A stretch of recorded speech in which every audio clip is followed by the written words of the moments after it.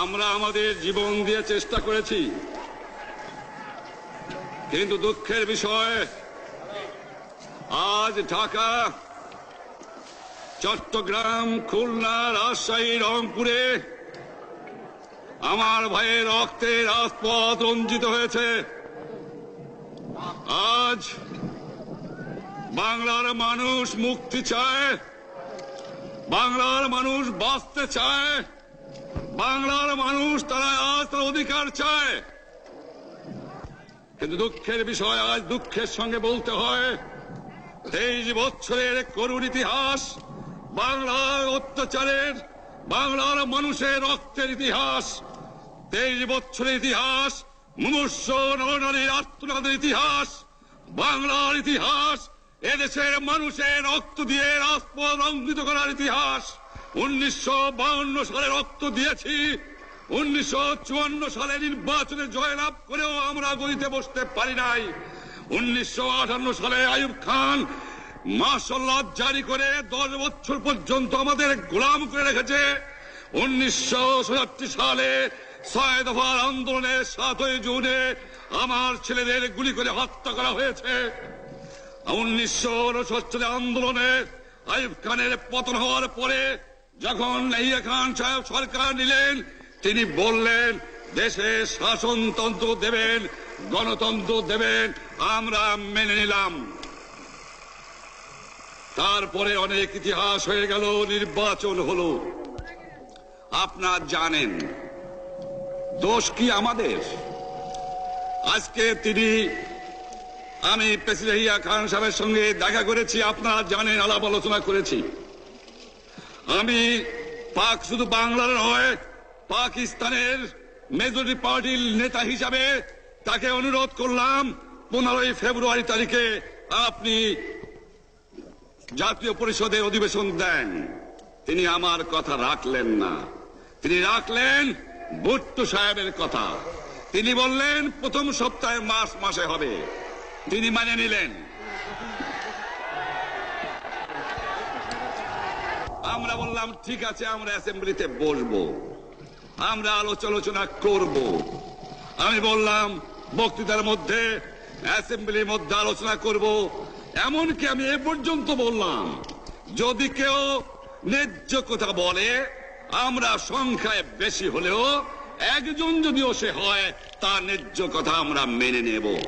আসুন বসি, আমরা আলাপ করে শাসনতন্ত্র তৈরি করি।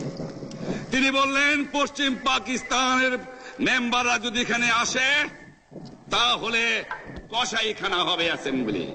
যদি কেউ অ্যাসেম্বলিতে আসে তাহলে পেশোয়ার থেকে করাচি পর্যন্ত দোকান জোর করে বন্ধ করা হবে, তারপরেও যদি কেউ আসে তাকে সন্ন্যাসার করা হবে।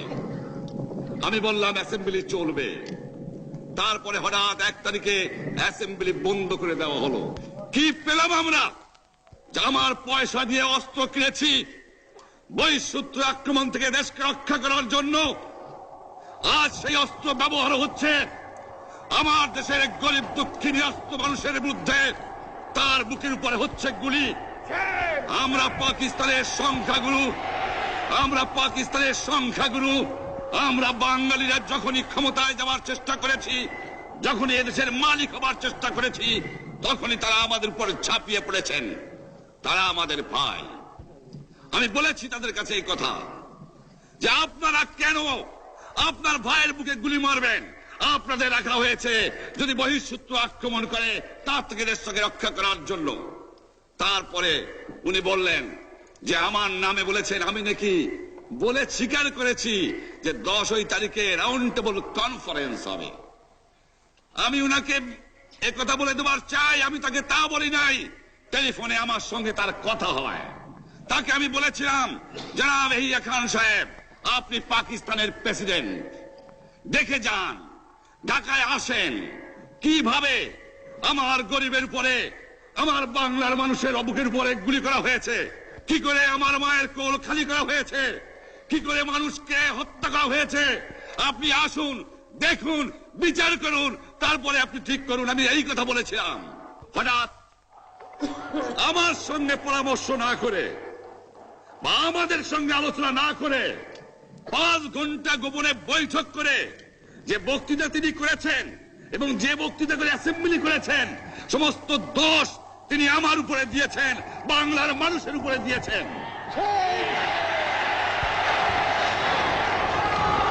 আমি পরিষ্কার মিটিংয়ে বলেছি যে এবারের সংগ্রাম আমার মুক্তির সংগ্রাম, এবারের সংগ্রাম স্বাধীনতার সংগ্রাম। আমার 25 তারিখে অ্যাসেম্বলি কল করেছে, রক্তের দাগ শুকায় নাই।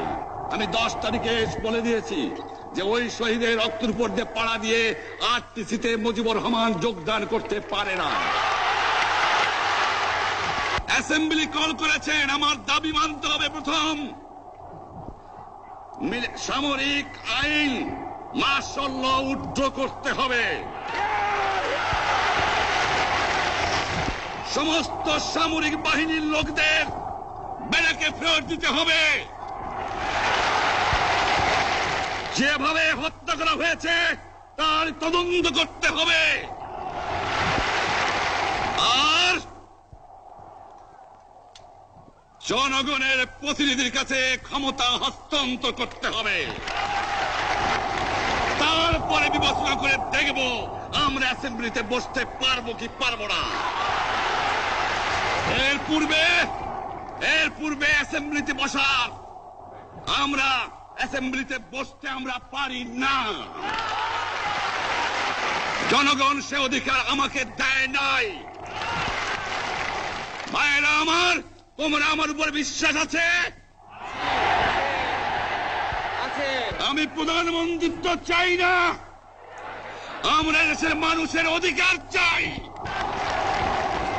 আর যদি একটা গুলি চলে, আর যদি আমার লোকের উপর হত্যা করা হয়, তোমাদের উপর কাছে আমার অনুরোধ রইল, প্রত্যেক ঘরে ঘরে দুর্গ গড়ে তোলো। তোমাদের যা কিছু আছে তাই নিয়ে শত্রুর মোকাবেলা করতে হবে, এবং জীবনের তরে রাস্তাঘাট যা যা আছে সবকিছু আমি যদি হুকুম দেবার নাও পারি, তোমরা বন্ধ করে দেবে। তোমরা আমার ভাই, তোমরা বাড়াকে থাকো, কেউ তোমাদের কিছু বলবে না, কিন্তু আর আমার বুকের উপর গুলি চালাবার চেষ্টা করো না, ভালো হবে না। 7 কোটি মানুষকে তাবা রাখতে পারবো না। আমরা যখন মরতে শিখেছি তখন কেউ আমাদের দবাতে পারবে না। যে পর্যন্ত আমার এই দেশের মুক্তি না হবে, খাজনা ট্যাক্স বন্ধ করে দেওয়া হলো, কেউ দেবে না। তবে অনুরোধ করছি, আপনারা আমাদের ভাই, আপনারা দেশকে একেবারে জাহান্নামে ধ্বংস করে দিয়েন না। জীবনে আর কোনদিন আপনাদের মুখ দেখা দেখি হবে না। যদিও আমরা শান্তিপূর্ণভাবে আমাদের ফয়সলা করতে পারি, তাহলে অন্তপক্ষে ভাই ভাই হিসেবে বাস করার সম্ভাবনা আছে। সেই জন্য আপনাদের অনুরোধ করছি, আমার এই দেশে আপনারা মিলিটারি শাসন চালাবার চেষ্টা আর করবেন না। দ্বিতীয় কথা, প্রত্যেক গ্রামে, প্রত্যেক মহল্লায়, প্রত্যেক ইউনিয়নে, প্রত্যেক সাব ডিভিশনে আওয়ামী লীগের নেতৃত্বে সংগ্রাম পরিষদ গড়ে তোলো, এবং তোমাদের যা কিছু আছে তাই নিয়ে প্রস্তুত থাকো। মনে রাখবা, রক্ত যখন দিয়েছি, রক্ত আরো দেব, এই দেশের মানুষকে মুক্ত করে ছাড়বো ইনশাআল্লাহ। এবারে সংগ্রাম আমাদের মুক্তির সংগ্রাম, এবারে সংগ্রাম স্বাধীনতার সংগ্রাম। আপনারা আমার উপরে বিশ্বাস নিশ্চয়ই রাখেন। জীবনে আমার রক্তের বিনিময়েও আপনাদের সঙ্গে বেঈমানি করি নাই। প্রধানমন্ত্রিত্ব দিয়ে আমাকে নিতে পারে নাই, ফাঁসি কাস্টে আসামি দিয়ে আমাকে নিতে পারে নাই। যে রক্ত দিয়ে আপনারা আমার একদিন জেলের থেকে বার করে নিয়ে এসেছিলেন, এই রেসকোর্স ময়দানে আমি বলেছিলাম আমার রক্ত দিয়ে আমি রক্তের ঋণ শোধ করবো, মনে আছে? আমি রক্ত তোমার জন্য প্রস্তুত। আমাদের মিটিং এইখানেই শেষ। আসসালামু আলাইকুম। জয় বাংলা। বীর বাঙালি অস্ত্র ধরো।